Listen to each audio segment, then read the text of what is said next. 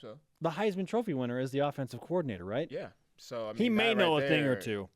I don't know. Perhaps Tuni Kanuch of the BYU offensive line can give us some insight into what that offense is doing right now. They're in the offseason, just wrapped up spring ball not too long ago. Tuni, welcome to Studio B in BYU Sports Nation. Perfect. Thanks for having me. You're looking fresh, man. Trying, I always watch you guys. Gotta look fresh. So. Yeah, we were talking a little bit about the biceps and just some of the ways that you can be maybe the best you on TV, right? And we talked about just going from the chest up. So what that means is for workouts now, you just got to do push-ups, a lot of chest, biceps, shoulder press. That's it, man. Push-ups, That's you're it. good. Kind of chin-ups. I can't really do them, but, get a little spot in the back, do some chin-ups. That's all you need, man, is a spot. You'll be good. In all seriousness, last year on the football field from a distance, I couldn't see your number at the time, and I'm like, who is that? Whose calves are those? And I got closer, and I was like, oh, yeah, it's Tuni. Do you have the biggest calves on the BYU football team? I don't know. I wish we measured calves because then I could maybe do some, calf ups. Calf raises. Calf raises. That's what it's big as called. my That's what it is. thighs, You know what I'm if saying? not bigger, man. Probably so. Very impressive. I don't know. You want a camera? Nah, probably not. Not right now. Not appropriate, Show guys. some leg on BYU Sports Nation. Right. Hey, we have an honor code here, Spencer. I know. Be I know. cool. Are you the strongest guy on the offensive line? Yeah. yeah. Oh, you got a little. Oh, okay. there got a we little go. calf There it action. is. Look at those. A little bit. There it is. Ooh, Okay. Ooh, okay. I can see the Those definition, calf man. I need to lift a muscles. little bit more. No, maybe. no. That looks like you have like a baby watermelon in there. Just a baby one though. A baby Just one. baby one. Well, yeah, because a real one that wouldn't look right. Yeah. It's just like it's still You're right. growing. Like, Like you have room something to grow. You know what I mean? I feel. Yeah.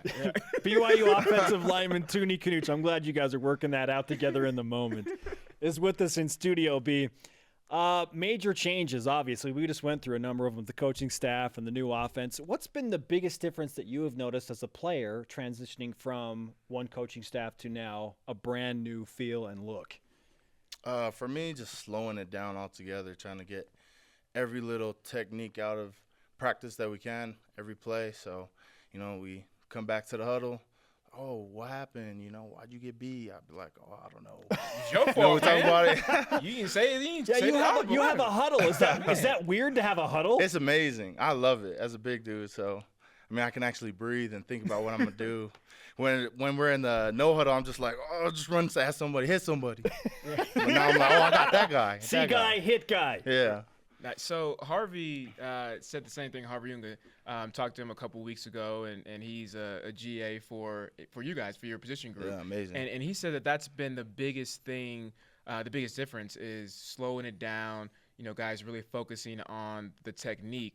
So it's great for you to say that back up Harvey, because to me personally, I love Harvey, but it's like you're a running back, man. If he ever when he tries to coach you, do you just look at him like, bro, I'm not listening to anything. You're a running back. No, I thought it was gonna be like that, but he brings a whole new perspective, right? Because Coach Empey comes at us as a lineman standpoint, Yeah. and then Harvey's like, well, this is what the running back's looking at. Ah. So he's like, well, when he's coming up, you can either push him out or you can seal him in. So he's gonna read you, and I like that standpoint because it's like, oh, all right. That's interesting, because when I in 2010 when I was going into my senior year and Coach Mendenhall took over, and he would start to teach us from from different perspectives, and so I really started to understand why I did things instead of just going out and just doing them, Yeah. right? So that's kind of what you're saying Yeah, now, for sure, is yeah. that you understand that, oh, I actually am blocking for a running back for somebody. Yeah. Kind of shows us the whole play, right? Not just what our job is, but how it fits into the scheme. So I love it. When pass protection in general is just really, really difficult to give your quarterback enough time to make his read and whatnot. Is it more difficult in the pro style offense or in the go fast, go hard offense for you personally? It's easier. Well, first of all, I feel like pass pro is easier for me as a guard because I got the center and the tackle right next to me, right? So, I'm kind of got my boys. I'm not in the alley alone, so it's cool. But the schemes that they brought with this pro style is way easier for me. I don't have to read a lot. I just kind of know what backer is mine and what lineman is mine, and kind of just pair up with the center. Nice. So let's talk about this schedule. We said earlier that it probably is one of the toughest schedules that BYU football has ever had. On paper, it looks like it's the hardest. Yeah, we won't really know until the end, right? Because we like in 2009 we beat Oklahoma and they were ranked 3, and then they ended up just falling off the face of the earth. So it was like it didn't matter anymore. It was irrelevant. But with this schedule, what opponents are you looking forward to playing the most? First of all, that game against Oklahoma brought me to BYU because I was like, really? I didn't even know if I was going to come. Tuni! And we were there because we were playing Trinity in high school.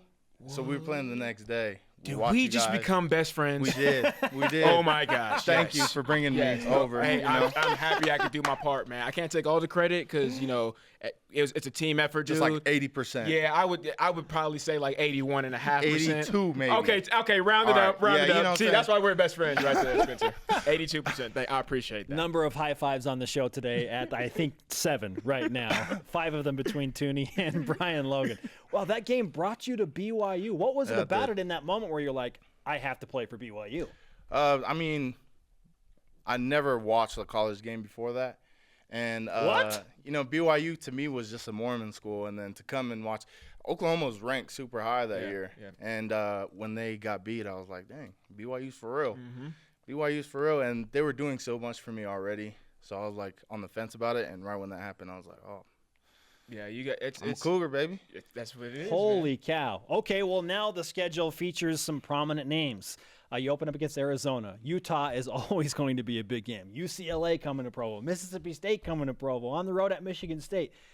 What do you think about the schedule? And like Brian asked, is there an opponent that jumps off the page where you're like, I cannot wait for that game? Yeah, I mean, I'm excited for every game because I'm lucky to be playing and I love it. But UCLA, Michigan State, and Mississippi State. I know that's 3 different teams, but you can answer that. That's fine. You know what I'm saying? UCLA, we lost. I'm pretty pissed about that. Peeved, whatever word you want to use. So that game excites me, especially that it's going to be here. So the fans better be there, better be sold out, better be loud. We're winning this game. Preach. We're going to do this. Get this W. BYU's for real. Cougars in the house. Let's get it. Hot takes with Tuni. Hey, can you ask Coach if I could run out the flag for that game? Hey, Coach, can he run out the flag? Coach. Which camera? That one? Hey, Coach. Tell him. Can he run out the flag? Can Brian? Yeah, tell him. Yeah. Okay. Thanks, Coach. All right, we're gonna record that, guys, and then we're gonna send it to the coach. You guys email, right? We'll send it to you, and then you can just forward it to him, or you could text it to him. Technology, maybe. right? Okay, cool. So I got that one. I'm happy that you said, you started off with the politics and you said, all of them, yeah, but I really want boom, boom, boom, boom. And I love how you said that, and you're just being real.